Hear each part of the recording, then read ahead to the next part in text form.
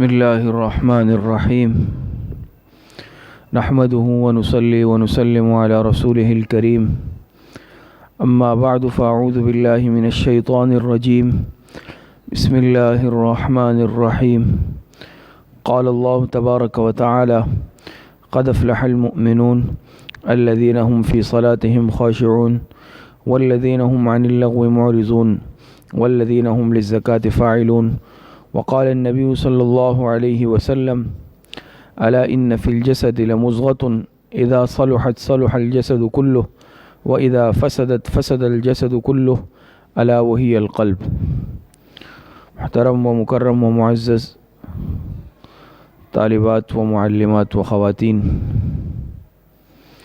اللہ رب العزت نے انسان کے اندر، انسانی جسم کے اندر ایک ایسا عضو رکھا ہے کہ جو اس پورے جسم کا گویا کہ مرکز ہے اور اس پورے جسم کا بادشاہ ہے۔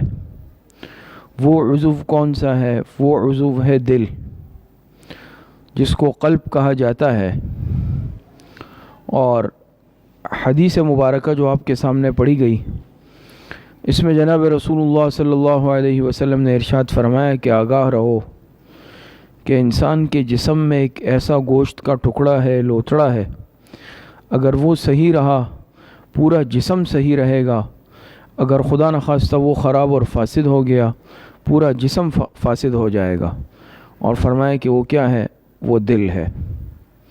اور یہ حقیقت ہے کہ یہ دل یہ ایسی چیز ہے کہ اگر انسان اپنے قلب کی اصلاح کر لے، اس کو سنوار لے، اپنے اس دل کو رذائل سے، گناہوں سے، روحانی امراض سے، اس سے اگر انسان پاک کر لے تو یہ انسان اللہ پاک کا محبوب بن جاتا ہے، یہ انسان اللہ پاک کے قریب ہو جاتا ہے، اور اللہ پاک اس کو بڑی ترقیوں سے نوازتے ہیں۔ اور جب یہ دل صحیح ہو جاتا ہے تو انسان کے باقی اعضاء بھی صحیح کام کرتے ہیں۔ دل گناہوں سے پاک ہو جائے، دل کے خیالات پاک ہو جائے، پھر آنکھ غلط نہیں دیکھے گی، دل کے خیالات صحیح ہو، زبان غلط نہیں بولے گی، دل کے خیالات صحیح ہو، کان غلط نہیں سنیں گے، دل کے خیالات صحیح ہو، ہاتھ پیر اعضاء اور جوارح غلط استعمال نہیں ہوں گے۔ لیکن یہ بات یاد رکھے کہ خدا نخواستہ اگر یہ دل گناہوں سے پاک نہیں ہوا بلکہ دل زنگالود ہوا اور گناہوں کا میل کچیل اس میں جمع ہو گیا، دل کے خیالات صحیح نہ ہو، خیالات فاسد ہو، تو یاد رکھیں پھر انسان کے جو باقی اعضاء اور جوارح ہے بدن کے، ان سے صادر ہونے والے اعمال بھی صحیح نہیں ہوں گے۔ پھر آنکھ غلط دیکھے گی، بدنظری کرے گی، گناہوں کو دیکھے گی، نامحارم کو دیکھے گی، اللہ پاک کی نافرمانی والے کام کرے گی۔ کان غلط سنیں گے، موسیقی سنیں گے، غیبت سنیں گے، گانا بجانا سنیں گے، فحش کلامی سنیں گے، اللہ پاک کی نافرمانی والے کاموں میں استعمال ہوں گے۔ زبان بھی غلط بولے گی، غیبت کرے گی، چغلیاں لگائے گی اور طعنہ زنی کرے گی، دوسروں کی عیب جوئی کرے گی، جھوٹ بولے گی، غلط استعمال ہوگی، اللہ پاک کے نافرمانی والے کاموں میں استعمال ہوگی۔ اسی طریقے سے ذہن، دماغ غلط سوچے گا، دماغ میں غلط خیالات آئیں گے۔ اسی طرح انسان کے ہاتھ پیر، دوسرے اعضاء، یہ بھی اللہ پاک کی نافرمانی میں استعمال ہوں گے۔ تو معلوم ہوا کہ انسانی بدن میں یہ جو قلب ہے، دل ہے، اس کی مرکزی حیثیت ہے۔ اور آج اگر ہم موجودہ معاشرے میں نظر دوڑا لیں، دیکھ لیں، تو ہمیں اپنے اس معاشرے کے اندر بھی عمومی طور پر جو فساد اور جو فتنے نظر آتے ہیں، جو گناہوں کے بازار گرم ہے، اگر غور کیا جائے تو اس کے پیچھے اور اس کی جو بنیاد ہے، ان خرابیوں کی جو جڑ ہے، وہ دل کی خرابی ہے۔ آج انسان دوسرے پر ظلم کر رہا ہے، آج انسان اپنی نفسانی خواہشات پوری کرنے کے پیچھے لگا ہوا ہے، اور اپنی خواہشات پوری کرنے کے لیے پھر انسان جھوٹ بھی بول رہا ہے، دوسروں سے حسد بھی کر رہا ہے، دل میں کینہ بھی رکھ رہا ہے، تکبر بھی کر رہا ہے، خیانت کا مرتکب بھی ہو رہا ہے، وعدہ خلافی کا مرتکب بھی ہو رہا ہے، جھوٹ بھی بول رہا ہے، ہر قسم کے گناہ انسان سے جو ہے صادر ہو رہے ہیں۔ تو یہ گناہوں والی زندگی میں آج ہم کیوں مبتلا ہے؟ اس کا بنیادی سبب کیا ہے کہ آج ہم اپنے دل پر محنت نہیں کر رہے۔ دل کے اندر جو کمزوریاں موجود ہیں، جو خرابیاں موجود ہیں، اس کی طرف ہم توجہ نہیں دے رہے۔ یاد رکھیں کہ جس طرح انسان کے ساتھ ظاہری بیماریاں ہوتی ہے، اسی طرح بلکہ اس سے کئی گنا زیادہ مہلک انسان کے ساتھ روحانی بیماریاں بھی ہیں، دل کی بیماریاں بھی ہیں، جس کو امراض قلب کہتے ہیں۔ ایک تو ظاہر میں یہ ہے کہ انسان کا دل بیمار ہو جائے، ہم کہتے ہیں بھائی دل کی شریانیں بند ہو گئی، دل کے والو بند ہو گئے، کوئی انجیوپلاسٹی کراتا ہے، کوئی انجیوگرافی کراتا ہے، اور کوئی بائی پاس کرواتا ہے، مختلف قسم کے آپریشن ہوتے ہیں اس کے لیے۔ لیکن یاد رکھیں کہ جس طرح ظاہری اعتبار سے یہ دل متاثر ہوتا ہے، اس میں خون کی روانی متاثر ہوتی ہے، بلاکیج آتی ہے، اسٹنٹ ڈالے جاتے ہیں، مختلف معاملات ہوتے ہیں، اس میں انسان کتنا فکر مند ہوتا ہے۔ ذرا سا بھائی دل کے پاس درد بھی محسوس ہو، ہم فکر مند ہو جاتے ہیں، ٹینشن ہو جاتی ہے، بھائی کہیں دل کا مسئلہ تو نہیں ہے، بھاگے بھاگے ہم جاتے ہیں، کبھی کارڈیو جاتے ہیں، کبھی کس اسپتال، یا امراض قلب کے جو ماہرین ہوتے ہیں ان سے ہم رجوع کرتے ہیں، رابطہ کرتے ہیں۔ تو اتنی فکر آج ہمیں اس دل کے ظاہری امراض کی ہے، لیکن اس سے کئی گنا زیادہ ہمارے دل کے اندر جو امراض پڑے ہوئے ہیں، روحانی امراض پڑے ہوئے ہیں، جو ہماری دنیا کے ساتھ ساتھ جو حقیقی زندگی ہے، آخرت کی زندگی، اس کو خراب کر سکتے ہیں، اس بیماریوں کی طرف آج ہم متوجہ نہیں ہیں، اس کی طرف سے آج ہم سب غافل ہیں۔ پھر دل کی بہت ساری بیماریاں ہیں، جس طرح ظاہری طور پر یہ دل بیمار ہوتا ہے، یاد رکھیں کہ یہ دل روحانی طور پر بھی بیمار ہو جاتا ہے۔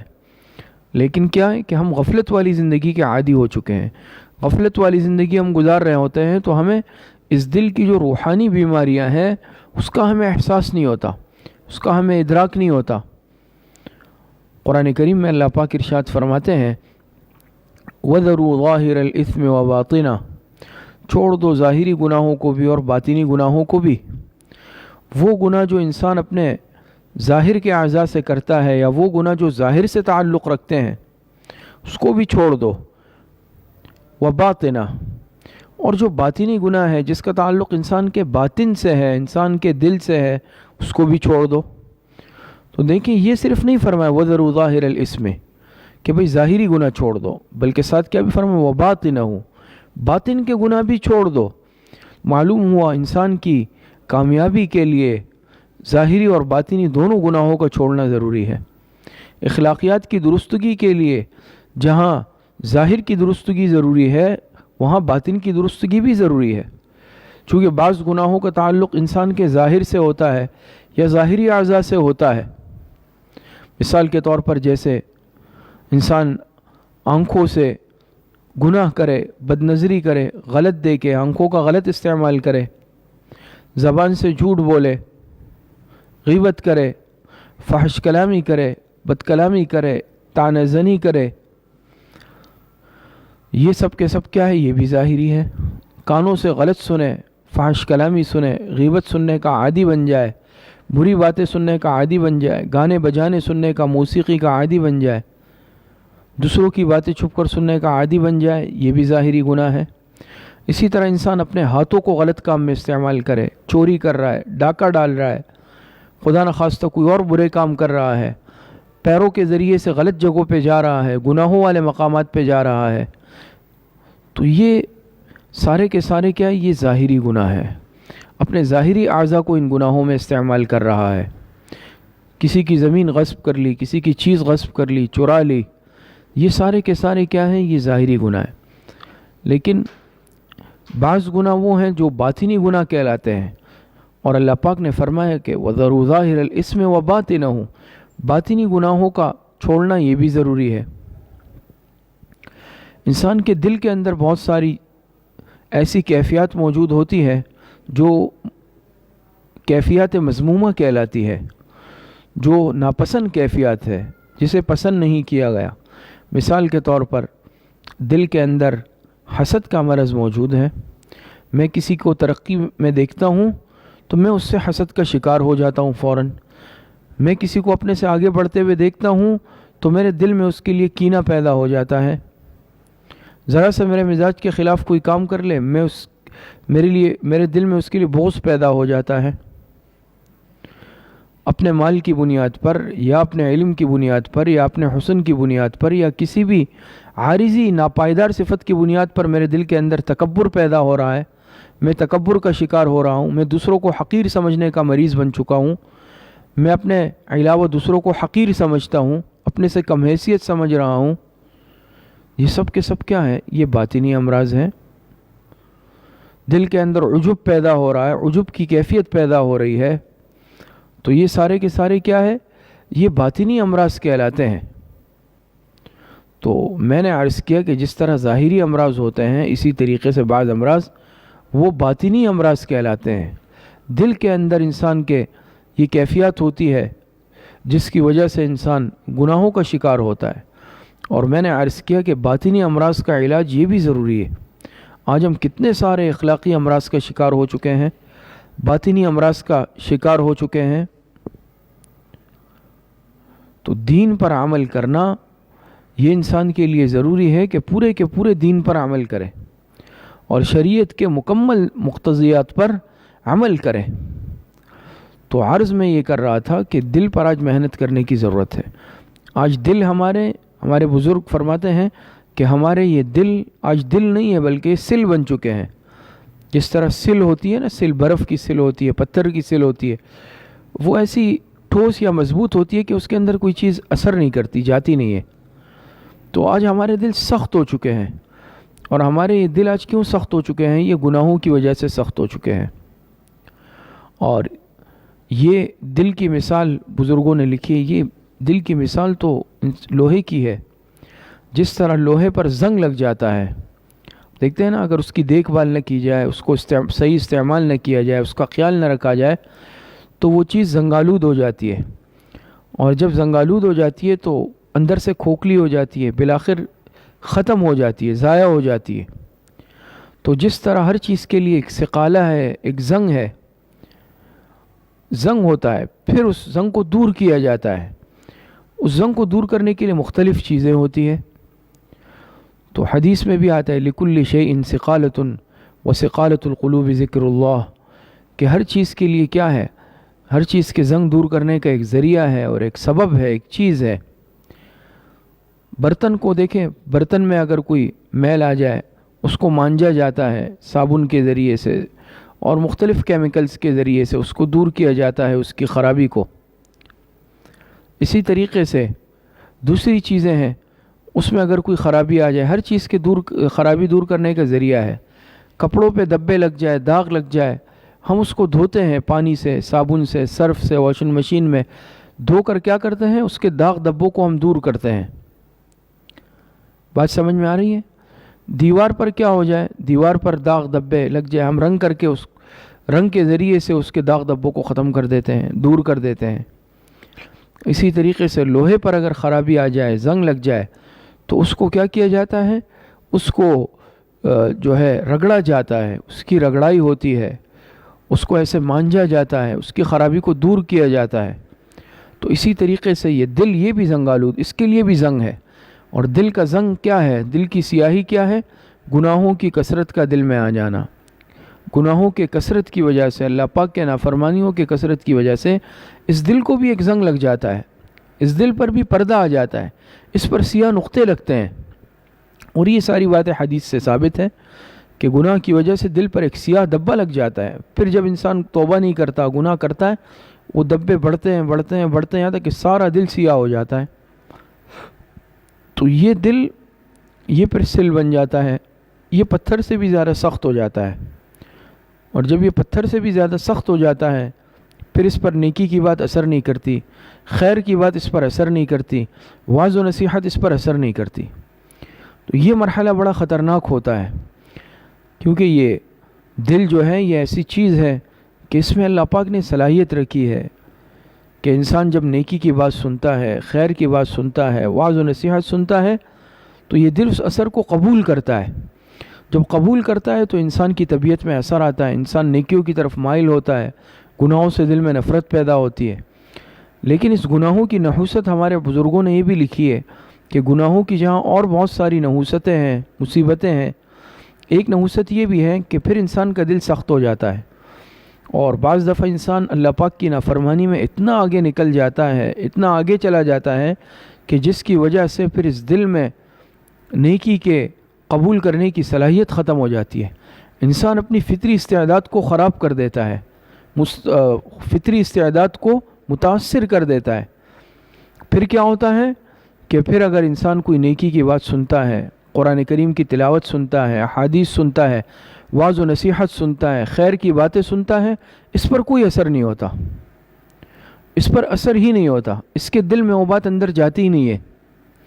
بلکہ بعض دفعہ تو اتنا انسان مصیبت کا شکار ہو جاتا ہے کہ انسان کو نیک مجالس سے تنفر ہو جاتا ہے، اللہ والوں سے، بزرگوں سے، نیک صحبتوں سے، نیک مجالس سے، وعظ و نصیحت کی مجلسوں سے طبعی طور پر انسان کو توحش ہو جاتا ہے اور انسان اس سے دور بھاگنے لگتا ہے۔ بعض دفعہ دیکھا ہوگا نا، کوئی فرد ایسا ہے کہ بھئی جہاں وعظ ہونے کہ بھئی مجھے اس میں آنا ہی نہیں ہے، مجھے جانا ہی نہیں ہے، ایسی مجالس میں نہیں جانا، مجھے مسجد نہیں جانا، مسجد سے دور بھاگ رہا ہے۔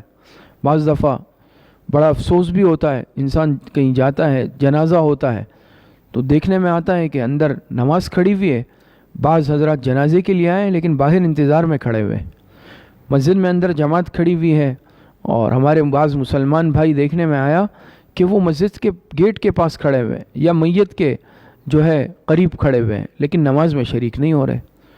تو یہ بعض دفعہ اللہ پاک کی ناراضگی کی علامت ہوتی ہے، بعض دفعہ یہ گناہوں کا نتیجہ ہوتا ہے کہ اللہ پاک اعمال کی توفیق اور خیر کی توفیق سلب کر لیتے ہیں، اور جب انسان سے توفیق سلب ہو جاتی ہے تو پھر انسان بہت ہی برائی والے راستے پر چل نکلتا ہے۔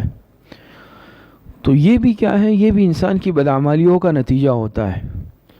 اور جہاں گناہوں کی ایک نحوست اور مصیبت یہ ہے کہ انسان سے توفیق ہی سلب ہو جاتی ہے خیر کی، وہاں گناہوں کی ایک مصیبت یہ بھی ہے کہ یہ گناہ انسان کو پریشان کر کے رکھتے ہیں، دل میں اطمینان نہیں ہوتا، دلوں سے اطمینان رخصت ہو جاتا ہے۔ پھر یہ بات یاد رکھیں کہ گناہ کی تاثیر ہی ہے، ہمارے بزرگوں نے، مشائخ نے لکھا ہے، گناہ کی تاثیر آگ کی طرح ہے۔ جس طرح اگر کہیں آگ جل رہی ہو، ایک گرمائش ہوتی ہے وہاں، تو انسان کو ایک تپش محسوس ہوتی ہے، بے چینی محسوس ہوتی ہے، انسان سکون کے ساتھ نہیں رہ سکتا۔ اب ظاہری بات ہے اگر کہیں آگ کا انگارہ ہے، اس کو ہم جیب میں رکھ لیں، ہاتھ میں رکھ لیں، پیر اس پر رکھ لیں، کہاں سکون ہوگا؟ تو گناہ کی مثال بھی بزرگوں نے لکھا ہے کہ اس کی مثال انگارے کی طرح ہے۔ تو جب انسان گناہوں کے انگاروں کو اپنی جیب میں رکھ رہا ہے، جیب میں بھر رہا ہے، گھر میں رکھ رہا ہے، تو پھر کہاں سے سکون آئے گا؟ آج ہم نے گناہوں کے آلات گھروں میں رکھے ہوئے ہیں۔ ایک بزرگ بیان فرما رہے تھے کچھ عرصہ قبل، تو انہوں نے بیان میں یہی فرمایا کہ دیکھیں آج ہم نے یہ انگارے جو ہیں اپنے گھروں میں لا کے رکھے ہوئے ہیں، اپنی جیبوں میں لا کے رکھے ہوئے ہیں۔ تو جو شخص اپنی جیب میں انگارہ آگ کا لا کے رکھ دے، اپنے بچوں کے ہاتھ میں لا کے رکھ دے، اپنے کمروں میں لا کے رکھ دے، اپنے دفتر میں لا کے رکھ دے، اپنے بیڈ روم میں لا کے رکھ دے، تو وہ کہاں امن میں رہ سکتا ہے؟ وہ انگارہ، وہ چنگاری، وہ آگ، وہ تو تپش بھی دے گی اور بھڑکنے کا خطرہ بھی ہوگا، نقصان کا خطرہ الگ ہوگا۔ تو فرمائے کہ آج یہ جو ٹیلی ویژن ہے اور یہ موبائل فون جس کا ہم بشرطے کہ غلط استعمال خدا نخواستہ اگر کر رہے ہیں، یہ آلات ہے، کمپیوٹر ہے، یہ دوسرے آلات معصیت ہے جس کو ہم معصیت میں اگر استعمال کر رہے ہیں، تو دیکھیں ٹی وی کا تو استعمال ہی ناجائز اور غلط ہے، وی سی آر ہے، ٹی وی ہے، یہ چیزیں ہیں، کیبل ہے، لیکن موبائل خدا نخواستہ اگر اس کا استعمال غلط ہے ہماری طرف سے اختیاراً، تو یہ بھی آگ کا انگارہ بن جاتا ہے انسان کے لیے۔ یہی موبائل، یہی کمپیوٹر، یہی لیپ ٹاپ، یہ آلات اگر ہم بجائے صحیح استعمال کے اس کا نافرمانی والے کاموں میں استعمال کریں، اللہ پاک کی ناراضگی والے کاموں میں استعمال کریں، تو اس موبائل کی مثال یاد رکھیں آگ کے انگارے کی ہو جاتی ہے۔ یہ موبائل ہم جیب میں رکھ رہے ہیں، ہم آگ کے انگارے جیب میں رکھ رہے ہیں، بچے کو ہاتھ میں پکڑایا ہوا ہے، بچوں کو اپنے ہاتھ سے ہم گویا کہ آگ کے انگارے پکڑا رہے، گھروں میں لا کے رکھے ہوئے ہیں یہ سارے آلات معصیت، تو ہم کہاں سے امن میں چین میں رہ سکتے ہیں؟ پھر آ کے کہتے ہیں کہ سکون نہیں ہے، ٹینشن والی زندگی ہے۔ تو یاد رکھیں یہ بات کہ چاہے پھر میرے پاس کتنا ہی مال و دولت ہو، بڑے بڑے بنگلے ہوں، اسباب ہو، مال ہو، لیکن زندگی سے سکون رخصت ہو جاتا ہے۔ آپ دیکھتے ہیں نا بعض دفعہ پیسوں کی ریل پیل ہے، مال و دولت بہت ہے، لیکن ایک سے شکوہ کرتے پھرتے ہیں، دوسرے سے شکوہ کرتے پھرتے ہیں کہ سکون نہیں ہے، گھر میں لڑائی جھگڑے ہیں، ماں باپ اولاد میں لڑائی جھگڑے ہیں، بہن بھائیوں میں لڑائی جھگڑے ہیں، شوہر بیوی میں لڑائی جھگڑے ہیں، ساس بہو کے لڑائی جھگڑے ہیں، اختلافات ختم ہونے میں ہی نہیں آ رہے، اور آئے دن پریشانیاں سامنے آ رہی ہیں، بیماریاں، کوئی نہ کوئی گھر کا کیا ہے، کوئی اسپتال میں داخل ہے، کسی کو کیا بیماری لگ رہی ہے، کسی تو بعض دفعہ یہ چیزیں ہمارے اپنے اعمال کا نتیجہ بھی ہو سکتی ہے، اور گناہ کے اندر تو یہ تاثیر ہے کہ گناہ انسان کو بے چین کر کے رکھتا ہے، گناہ کی وجہ سے انسان مصیبت کا شکار رہتا ہے، سکون، اطمینان، چین یہ پھر انسان کی زندگی سے رخصت ہو جاتا ہے، جب تک کہ انسان سچے دل سے اللہ پاک سے توبہ نہ کر لے اور اس بدعملی سے، اس گناہ سے انسان یعنی باز نہ آ جائے، تب تک پھر انسان بے چین رہتا ہے۔ تو آج ہم خود آلات معصیت اپنے ساتھ لے کے پھر رہے ہیں اور گناہوں کے مرتکب ہو رہے ہیں، اس کے ذریعے سے اس کا غلط استعمال کر رہے ہیں۔ ایک چیز ٹھیک ہے، سہولت کا باعث ہے اور ایک ترقی ہے، ٹیکنالوجی ہے، لیکن ہم اپنے ہاتھ سے، اپنے اختیار سے اس کو غلط استعمال کرنے لگ جاتے ہیں۔ تو جب ہم ایک چیز کا ایک دنیاوی استعمال کی چیز ہی کیوں نہ ہو، اور اس میں چاہے دونوں پہلو ہو، لیکن خدا نخواستہ اگر اس کا معمولی سے بھی ہم غلط استعمال کریں گے یا اس کا استعمال ایسے کام میں کریں گے جو اللہ پاک کی ناراضگی والا ہے، اللہ پاک کی نافرمانی والا ہے، تو پھر کہاں سے چین آئے گا، پھر کہاں سے اطمینان آئے گا، پھر کہاں سے سکون آئے گا؟ تو آج یہ آلات معصیت، آلات لہو و لعب، اس کا ہم شکار ہیں۔ آج ہم دیکھ لیں اپنی شادی بیاہ کا حال دیکھ لیں، خوشی غمی کا حال دیکھ لیں، کون سی اللہ پاک کی ایسی نافرمانی ہے جو ہم نہیں کرتے ایسا مواقع پر؟ خاص طور پر پھر جب خوشی کا موقع آتا ہے پھر ہم اسلامی تعلیمات بھول جاتے ہیں۔ تو یاد رکھیں یہ اسلامی تعلیمات یہ صرف مسجد تک نہیں ہے، یہ صرف عبادات تک نہیں ہے، بلکہ ہمارے دین کے شعبے آپ کو معلوم ہے نا، عقائد، عبادات، معاملات، معاشرت، اخلاق۔ معاشرت ہم بھول جاتے ہیں، اخلاق ہم بھول جاتے ہیں، ہم کہتے ہیں بھئی یہ چلے بھئی یہ تو صرف دین ہے، یہ ملاؤں کا کام ہے، یا صرف یہ مسجد تک محدود ہے۔ تو یہ سارے شعبے آپ علیہ الصلوۃ والسلام نے ایک ایک شعبے پر عمل کر کے دکھایا، دین کے ایک ایک شعبے میں ہماری رہنمائی فرمائی ہے جناب رسول اللہ صلی اللہ علیہ وسلم نے، لیکن آج دوسرے شعبوں میں ہم نے دین کو نکال کے رکھ دیا ہے۔ شادی بیاہ آئی، خوشی آ گئی، پھر ہم بالکل آپے سے باہر ہو جاتے ہیں، پھر اس میں اللہ پاک کی نافرمانیاں کھلے عام ہم کرتے ہیں، مرد و زن کا اختلاط بھی ہوتا ہے، بے پردگی بھی ہوتی ہے، بد نظری بھی ہوتی ہے، گانے بجانے بھی ہوتے ہیں، موسیقی بھی ہوتی ہے، اس میں پھر ہم پٹاخے بھی پھوڑتے ہیں، اس میں پھر ہم فائرنگ بھی کرتے ہیں، لوگوں کا جینا حرام کر کے رکھ دیتے ہیں، پڑوس والوں کا جینا حرام، محلے والوں کا جینا حرام، بلڈنگ والوں کا جینا حرام، چاہے شادی ہے یا کوئی اور تقریب ہے، کسی بھی عنوان سے ہے، چاہے اس کے لیے ہم کوئی عنوان استعمال کریں، دینی لیبل لگا لیں اپنے اوپر، دینی عنوان استعمال کریں، لیکن خدا نخواستہ اگر اس عمل سے کسی کو اذیت پہنچ رہی ہے، کسی کی نیند خراب ہو رہی ہے، بیمار تڑپ رہا ہے، بیمار پریشان ہو رہا ہے، پڑھنے والے بچے طالب علم پریشان ہو رہے ہیں، راتوں کی نیندیں حرام کر رہا ہوں میں پڑوس کی، اور سمجھ رہا ہوں کہ میں ثواب کما رہا ہوں یا میں اپنی خوشی منا رہا ہوں، تو یاد رکھیں پھر یہی کام جس کو ہم ثواب سمجھ رہے ہیں یہ ہمارے لیے وبال بن جاتا ہے، گناہ کا باعث بن جاتا ہے، اور یہی خوشی یہ ہمارے لیے پھر کیا ہے، کل کو مصیبت اور فساد کا باعث بن جاتی ہے۔ آج ہم اس خوشی کو غلط طریقے سے مناتے ہیں، یا اپنی تقریبات کو ہم مناتے ہیں اس طریقے سے کہ جو کسی کے لیے اذیت کا باعث بن جاتی ہے، چاہے دینی تقریب ہے، دنیاوی تقریب ہے، لیکن اگر ہم اس میں کسی کو تکلیف دیں گے، کسی کے لیے پریشانی کا باعث بنیں گے، میں نے ایسا کیا کہ کھانے پینے کے بعد ساری بلڈنگ کو کچروں سے بھر دیا، صبح اٹھے تو الامان والحفیظ، وہ حالت ہے بلڈنگ کے کہ جیسے کچرا کنڈی بنی ہوئی ہے، بھئی کیا وہ بھی رات کو پروگرام ہوا فلاں کے ہاں، وہاں ایسا کھانا پینا ہوا کہ پھر سارے کچرے لا کے بلڈنگ میں پھینک دیے، یہ میری معاشرت ہے، میں آج کا یہ مسلمان ہوں. اور ساری رات 1-2 بجے تک دما چوکڑی مچائے رکھی، سب کی نیندیں حرام کر دی، اور پھر کھانے کے بعد جو بلڈنگ کا حال کیا، محلے کا حال کیا، علاقے کا حال کیا، اس کو کچرا کنڈی میں بالکل تبدیل کر کے میں نے رکھ دیا. یہ میں ثواب کما رہا ہوں؟ آج مسلمان اس طرح خوشی منا رہا ہے، آج مسلمان اپنی مذہبی تقریبات اس طرح منا رہا ہے. رسومات کا ہم شکار ہیں، دوسروں کو اذیت دینے کا ہم باعث بن رہے ہیں. فوتگی ہو جائے، غم ہو جائے، پھر اس میں شریعت کی تعلیمات کیا ہے، طریقہ کیا ہے، پھر ہم کسی عالم مفتی سے یہ پوچھنے کی زحمت نہیں کرتے.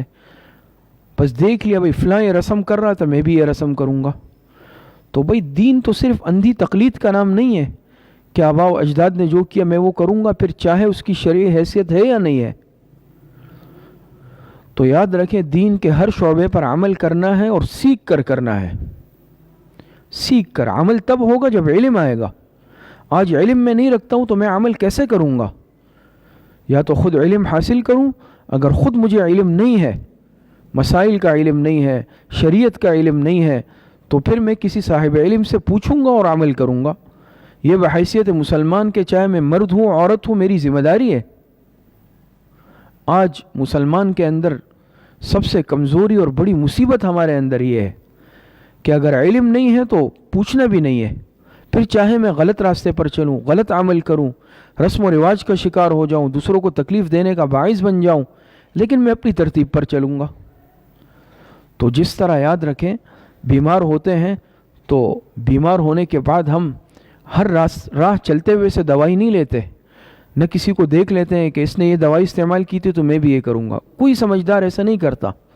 اس معاملے میں تو ہم بڑے سمجھدار واقع ہوئے ہیں کہ بھئی جان کو خطرہ ہوگا، صحت کو نقصان ہوگی. تو دین کے معاملے میں ہم اتنے اندھے بہرے اور لنگڑے لولے بن جاتے ہیں، پھر اس میں پھر ایسے اپاہج سے بن جاتے ہیں، اظہار کرتے ہیں کہ بھئی مجھے تو نہیں پتا تھا. پتہ نہیں تھا تو پتہ کرنا میری ذمہ داری تھی، ذمہ داری تھی. اور یہ میری ایک ذمہ داری تھی شرعی کہ اول تو میں علم حاصل کرتا بنیادی مسائل کا جو ضروری ہے ایک مسلمان کے لیے، اور اگر نہیں ہے تو صاحب علم سے میں پوچھوں گا، پوچھ کر چلوں گا. اس میں تو یہ نہیں ہے کہ آس پڑوس والے کو دیکھ لیا یا جس کو بھی دیکھ لیا جو عمل کر رہا ہے میں اس میں لگ گیا.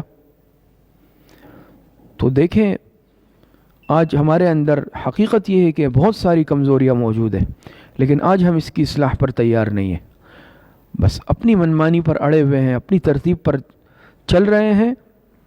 اور جو صحیح راستہ ہے، درست راستہ ہے، اگر دل کی خواہش پوری نہیں ہو رہی ہے تو بس میں تو اس پر عمل نہیں کروں گا. آج خوشیاں ہوتی ہیں، خوشیوں میں ہم نافرمانی کرتے ہیں، پھر کہتے ہیں بھئی بچوں کی خوشی تھی، میں تو مجبور تھا. پھر ہم سارا ملبہ ڈال لیتے ہیں کہ یہ تو بچوں نے مجبور کیا. یہی بچے کاروباری معاملے میں آپ کو مجبور کر سکتے ہیں.